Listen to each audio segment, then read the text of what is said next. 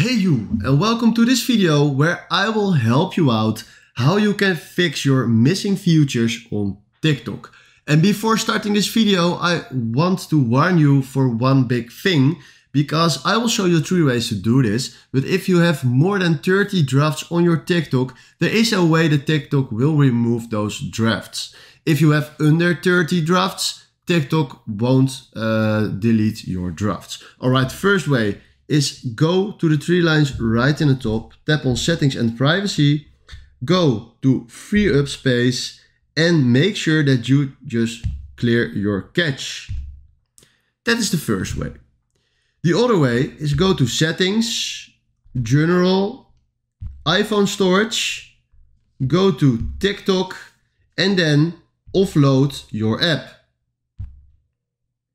Then reinstall your app. Alright, TikTok is back, and now if I go to TikTok, my TikTok is back again. And now if you go to our profile and the features are not popping up, there's one way that we can do from now. Tap on the 3 lines right in the top, tap on settings and privacy, go to report a problem. Then from here, tap on search.